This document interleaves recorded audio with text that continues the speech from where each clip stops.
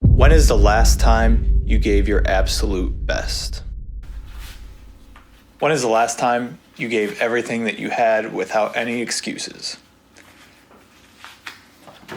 This is what I was asking myself at the beginning of 2024. Enter 75 hard.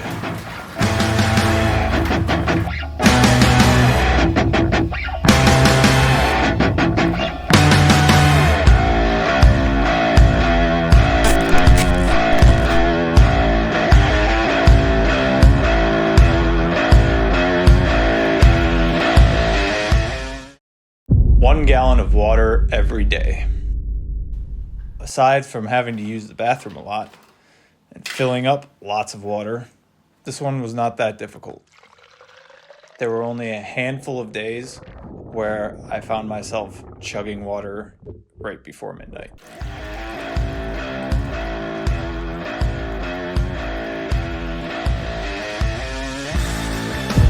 Read 10 pages of a self-development book every day. I like reading, and I never seem to make the time for it. This forced me to make time. In doing so, I read 4 books: The Millionaire Next Door, How to Tell a Story, The Mountain Is You, as well as Meditations by Marcus Aurelius. To oversimplify, The Millionaire Next Door taught me that you should immediately save 15% of everything that you make, and that making money is like having offense, and saving money is like having defense. How to Tell a Story taught me to use present tense to pull listeners into the story. It also taught me that vulnerable storytellers who admit their flaws and anxieties allow listeners to see themselves in the story.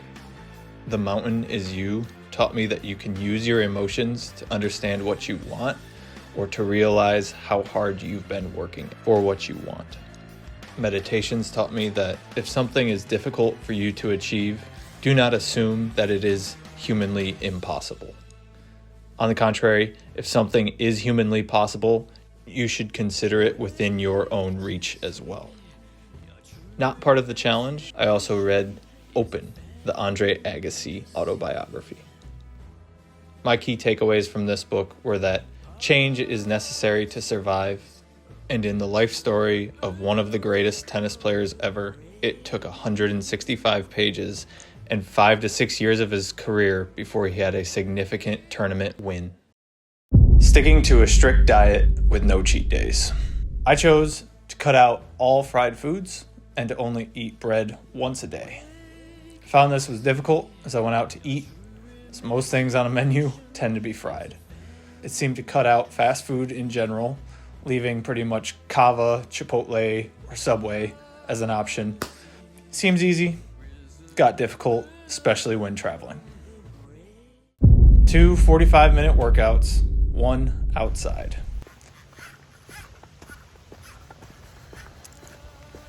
As a dog owner, this wasn't so bad. I would walk my dogs every single day, 45 minutes outside. There were times, for instance, when we were getting the aftermath of hurricanes, where we had to walk in the rain, and other times, busy schedules meant I had to walk late at night. So today I worked out in the morning at the gym, and then we had friends over, and then we had a party in the neighborhood for Halloween, and now I have to walk, lit up by only the street lights. Pitch black. Gotta do my outside workout. Going to the gym, something that I did rather frequently to begin with. However, I have never gone this many days without a rest day. During this challenge, rest days were pretty much going for 2 walks, 2 45-minute walks. Sometimes I wouldn't have to go to the gym because I had a hockey game that I went to play. It took until about day 35 before I had really felt tired. I was used to having a rest day probably every 4th day at most of working out. Today is day 36. It's the first time that I am just exhausted. Absolutely exhausted. Just finished working out. Did stretching bands for the last 15 minutes because can't do anything else. I'm tired.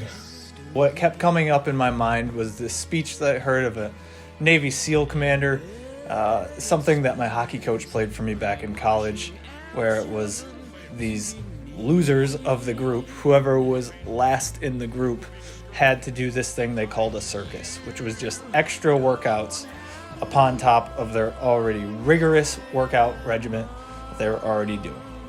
And it started out where everybody was just punished and exhausted by this extra load that they had on top of them.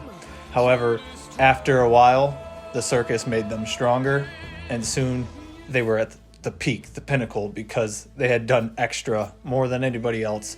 Body becomes accustomed to it.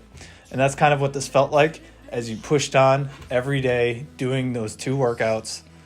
It slowly added up until it was just taking time out of your day. It wasn't this extra strain on your body. It was what you were used to. It was normal. Don't be afraid of the circuses.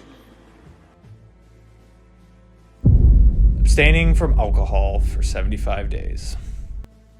This one was interesting. This year, for the first time, I partook in dry January. I did so because I had this thought of, I haven't gone more than maybe 5 days since I turned 21 without having alcohol, and that grossed me out. So since that was this year, I was not worried about going 75 days without drinking. Halfway through, I watched this interview with Tom Holland in which he discussed his sobriety. I went to a couple of parties during this time, and just having something to hold, like a LaCroix, takes away that factor of social awkwardness and you don't know what to do with your hands. Also, I found that when you tell people that you're on the 75 Hard Challenge, something about it being a challenge and like a noble pursuit, they give you more leniency and people don't push you to drink. They accept it. I also felt that removing this variable of alcohol from my life allowed me to better understand and listen more to my body and the way that I was feeling.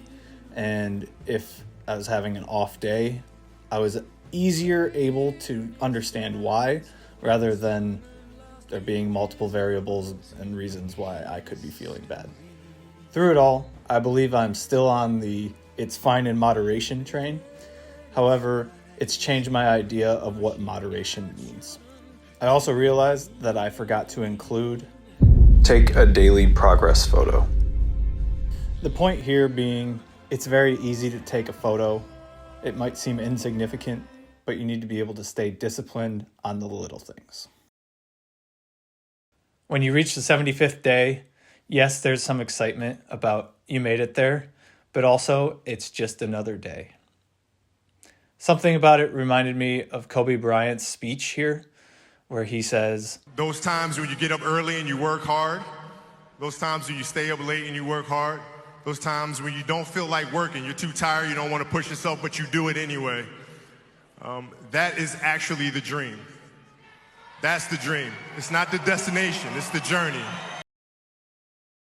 Staying organized during the 75 days, I used the reminders app on my phone and made a checklist. I just put down each time I had water, how many ounces I had, until it added up to 128, 1 gallon. And every night I would make sure that my checklist was full. Then I would reset it, change the day at the top, and be set for the next day. One thing that I've learned through this challenge is that I've been making excuses most of my life.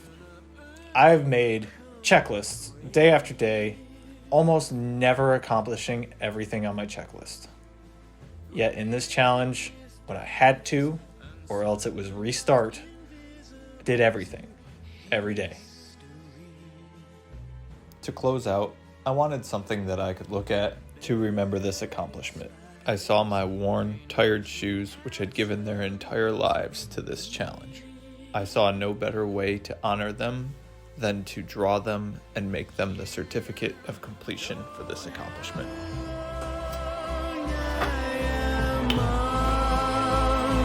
To you, the time